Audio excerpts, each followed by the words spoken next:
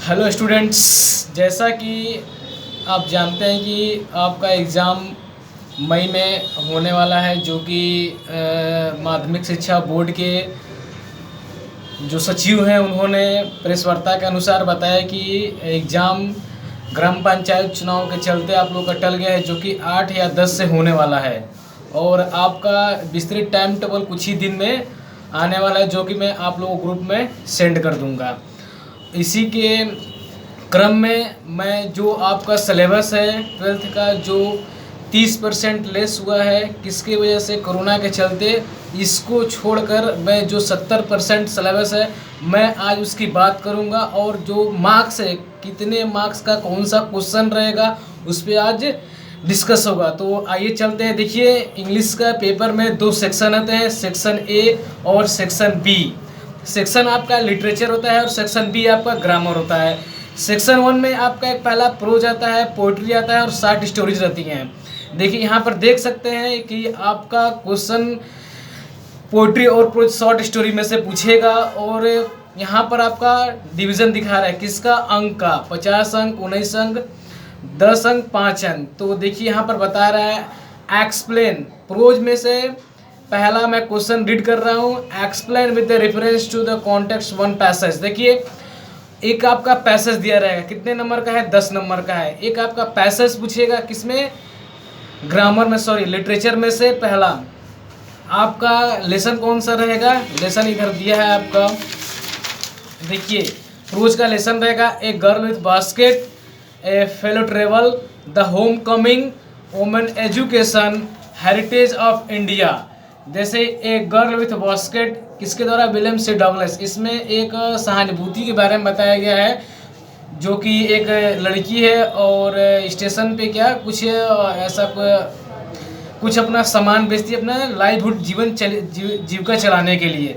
Second आपका है ए fellow travel, एजी gardener का है, द होम कमिंग है, वुमेन एजुकेशन है, हेरिटेज ऑफ इंडिया।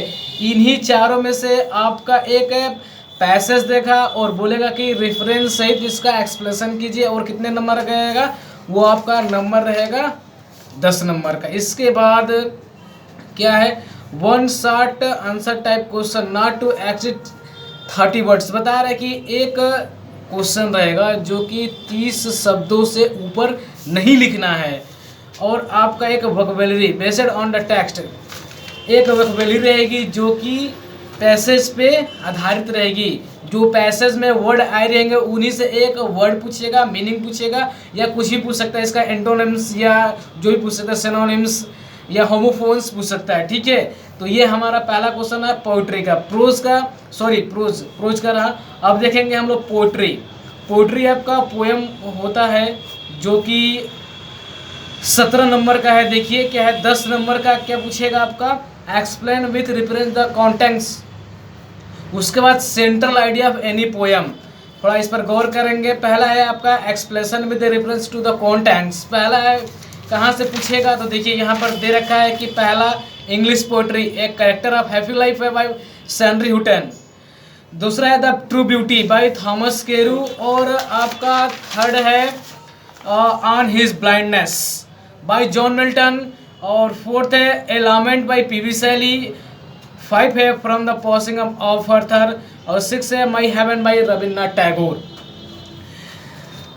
जैसा कि मैं आज ही नेक्स्ट वीडियो में इन सारों का सेंट्रल आइडिया मैं सेंड करने वाला हूं, जो आप लोग देख लीजिएगा, जो कि ये 7 नंबर का बिल्कुल कंपलसरी है। So please watch this video all central idea in one video. तो देखिए, एक एक्सप्लेनेशन पूछेगा कहाँ से, इन 6 में से एक्सप्लेनेशन पूछेगा और इसी में से आप लोग को लिखना है। जैसे देखिए लिखा है यहाँ पे, expression with reference to the context one extract. यहाँ पर आपका कोई पैसेज, सॉरी स्टेंजा दिया रहेगा, जो कि हमारा पोएट्री क्या होता है, पोएम होता है। और पोएम में स्टेंजा रहता है। कोई पोएम 14 लाइन की होती है, कोई पोएम 8 लाइन की होती है, कोई पोएम 6 लाइन की होती है। जो 14 लाइन की होती है उसे सोनेट बोलते हैं, जो 8 लाइन की होती है उसे एक्सटेट बोलते हैं, और जो 6 लाइन की होती है उसे सस्टेट बोलते हैं। तो उसके बाद दिया है student central idea of the poem. Central idea मतलब होता है आपका पोएम का होल समरी, मतलब पोएम क्या कहना चाहता है और आथर का इमोशनल फीलिंग क्या है, इंटरनल फीलिंग क्या है, आथर जो इस पोएम में बताना चाहता है। पोएम का पूरा होल प्लॉट को क्या बोलते हैं हम लोग, सेंट्रल आइडिया बोलते हैं, जो कि ये आपका 7 नंबर का पूछेगा और जो कि मैं इस वीडियो के बाद छोड़ने वाला हूँ। आप लोग उस वीडियो को जरूर देखिएगा, भूलिएगा नहीं। इसके बाद आते हैं हम लोग शॉर्ट स्टोरीज पे। शॉर्ट स्टोरीज आपका मतलब छोटी कहानी होती है, लघु कहानी होती है। देखिए इसमें आपका पूछेगा 10 अंक का है, 10 मार्क्स का है। 2 short answer type question, answer not to exceed 30 words each. बता रहा है कि 2 क्वेश्चन रहेंगे और उसका आंसर देना है आपको कितने, लगभग 30 शब्दों में, जो कि 30 शब्दों से ऊपर ना हो। और प्रत्येक क्वेश्चन आपका 5 मार्क्स का होगा। 5 2 पूछेंगे 10 हो जाएगा। इसके बाद देखिए figure of speech. Figure of speech section A में ही पूछेगा, ना कि बी में। फिगर स्पीच आपका है मतलब अलंकार। अलंकार होता है, देखिए अलंकार में देखिए डिफिनेशन ऑफ देनी फॉलोइंग द 2 एग्जाम्पल। देखिए बता रहा है कि किन्हीं एक का परिभाषा लिखना है और 2 क्या करना है, 2 उदाहरण देना है। जैसे सिमिली हुआ, मेटाफर हुआ, पर्सनिफिकेशन हुआ, एपोस्ट्रॉफी हुआ, ऑक्सिमोरी हुआ, ऑनमोटोपोइया हुआ, हाइपरबोल हुआ। जो मैं एक अलग से इसका वीडियो बनाऊंगा ओनली फिगर ऑफ स्पीच पर, आप लोग भी उसको देख लीजिएगा। नेक्स्ट चलते हैं students section B, grammar. Grammar में देखिए पहला आपका है डायरेक्ट इनडायरेक्ट नरेशन। ग्रामर आपका 50 अंक का है और 50 अंक का लिटरेचर है, दोनों मिलकर 100 अंक। और देखिए डायरेक्ट इनडायरेक्ट आपको कितने पूछेगा, 2 मार्क्स का पूछेगा। कोई एक आपको डायरेक्ट में सेंटेंस दे देगा और बोलेगा प्लीज चेंज इनटू इनडायरेक्ट, आपको क्या करना पड़ेगा, इनडायरेक्ट में चेंज करना पड़ेगा। सेकंड क्या आपका सिंथेसिस है। देखिए सिंथेसिस में भी वही सेम होता है, एक सेंटेंस दिया रहता है जिसको चेंज करना पड़ता है। देखिए इसमें 2 ऑप्शन दिए रहेंगे, एनी ऑफ 2 1, और उसमें से आपको एक करना पड़ता है सिंथेसिस में। नेक्स्ट देखते हैं स्टूडेंट्स क्या है, सी है आपका ट्रांसफॉर्मेशन।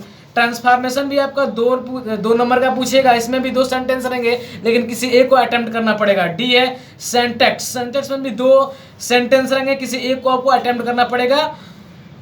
सॉरी, सेंटेक्स में आपका 4 पूछेगा, कितना, 4 क्वेश्चन रहेंगे, आपको 2 अटेम्प्ट करने होंगे, जो कितने नंबर के होंगे, 2 नंबर के होंगे। अब आते हैं वोकैबुलरी सेकंड सेक्शन में, वोकैबुलरी में आते हैं। देखिए सिनोनिम्स है। सिनोनिम्स मतलब होता है परिवाची। पूरा वोकैबुलरी आपका 14 मार्क्स का है। सिनोनिम्स में होता है परिवाची, किसी कोई वर्ड दे दिया रहेगा, आपको सेम वर्ड लिखने होंगे, सेम मीनिंग जैसा, ठीक है। एंटोनिम्स होता है विलोम शब्द। विलोम शब्द देखिए आपका सिनोनिम्स कितना आएगा, 3 आएंगे और प्रत्येक कितना 1 नंबर का रहेगा। एंटोनिम्स कितना पूछेगा, 3 पूछेगा, जो 1 नंबर का रहेंगे और 3 नंबर का ये भी रहेगा। एंटोनिम जैसे डे का नाइट, ऐसे सेम उल्टा लिखते हैं एंटोनिम्स में। होमोफोन्स, हो मतलब ये सेम स्पेलिंग सेम होता है लेकिन मीनिंग अलग होती है। ये आपके 1 पूछेगा, 2 पूछेगा। 1 वर्ड शब्द से मतलब किसी सेंटेंस का एक शब्द क्या होगा, जैसे हिंदी में होता है वैकेंस के लिए एक शब्द, जैसे जिसके माता पिता ना हो, क्या बोलते हैं, ऑर्फन, अनाथ बच्चा। ऐसे ही कुछ आएगा, जो जिसे बहुत किताबों से प्रेम हो, ऐसा कुछ जो शौकीन रखता हो, ऐसे वर्ड सब्स्टिट्यूशन आएंगे। सेकंड आपका है आइडियम एंड फ्रेंड्स। इसका आएगा कि अपने वाक्यों में प्रयोग कीजिए और इसका मीनिंग लिखिए। ये आपका 3 आएंगे और 3 नंबर के रहेंगे। नाउ स्टूडेंट्स क्वेश्चन नंबर 7 में देखते हैं हम लोग क्या मिलता है, हिंदी टू इंग्लिश ट्रांसलेशन। जो आपको मैंने काफ़ी बार पढ़ाया है, मैंने रूल भी बताया है कैसे आप लोग हिंदी टू इंग्लिश ट्रांसलेशन करेंगे। यदि आपको ये नहीं आता है तो देखिए यहाँ पर ऑप्शन भी दिया है, क्या दिया है, किसी संक्षिप्त पद्यांश का सारांश, किसी गद्यांश का संक्षिप्त विवरण। बोल रहा है कि किसी संक्षिप्त पद्यांश या गद्यांश का क्या सारांश लिखना है, मतलब समरी लिखना है। उसमें आपको दिया रहेगा 6-7 लाइन का, उसको पढ़ना है और इंग्लिश में ही उसका सारांश लिखना है। या और एक ऑप्शन है, देखिए क्या बोल रहा है, 1500 ईस्वी के बाद के अंग्रेज साहित्य के विल एंड कंपनी द्वारा प्रकाशित हैंडसन द्वारा संपादित N outline Hindi of English literature के अनुसार आधारित प्रश्न। देखिए आपका थर्ड ऑप्शन क्या दिया है, इंग्लिश लिटरेचर से क्या रहेंगे क्वेश्चन रहेंगे, जैसे what is ballad, sonnet, elegy, Shakespeare, about some writer, यही सब रहेंगे। अंग्रेजी साहित्य के बारे में रहेगा। इन तीनों में से आपका सबसे आसान ट्रांसलेशन पड़ेगा यदि आपको ये नहीं आता है तो सेकंड ऑप्शन में आप इसको चुनिएगा, क्योंकि ये ऑलरेडी आपका इंग्लिश में रहेगा और आपको इसको पढ़कर इंग्लिश में ही लिखना है। और ये ट्राई कीजिएगा जो इंग्लिश है उसमें कुछ हम अपने दिमाग से 2-3 लाइन इंग्लिश और ऐड कर लीजिएगा। ये आपका एक संक्षिप्त समरी हो जाएगा जो कि कितने नंबर का है, 10 मार्क्स का है। नेक्स्ट आते हैं स्टूडेंट्स, 8 क्वेश्चन है आपका एसे राइटिंग, कितने 12 मार्क्स का, कितने हैं 12। इस देखिए एसे राइटिंग में मैंने बताया था क्या है कि उसका जो कॉमन है, ड्रेस है, एम है, इस पे आपको 2-2 3-3 लाइन लिखेंगे तो एक पेज हो जाएगा, 12-15 लाइन हो जाएंगे। ये इतना काफ़ी है 12 अंक के लिए।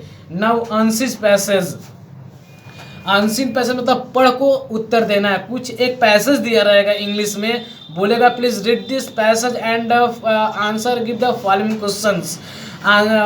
ये दिए गए गद्यांश को पढ़िए और नीचे दिए गए प्रश्न का उत्तर दीजिए। आपको गद्यांश को पढ़कर नीचे दिए गए उत्तरों का प्रश्नों का उत्तर देना पड़ता है, जो कि कितने हैं, 6 अंक का है। 2 प्रश्न पूछेगा। देखिए नोट, जनसंख्या, पर्यावरण, स्वास्थ्य, शिक्षा तथा ट्रैफिक रूल्स की जानकारी है तो निबंध के रूप में प्रश्न पूछे जाएंगे। ये नोट कर लीजिएगा। जनसंख्या, पर्यावरण, स्वास्थ्य, शिक्षा तथा ट्रैफिक रूल्स की जानकारी हेतु निबंध के रूप में प्रश्न पूछे जाएंगे। ये एक तरह से आपका इंट्रोडक्शन करा रहा है किससे, ऐसे कि may be this topic will be come in the reference in essay. Now this is your syllabus and I want to tell to you, please this PDF I will send the group and we will study with the help of this syllabus. And now this syllabus only 70% and I want to please take more marks in the examination. Thank you students.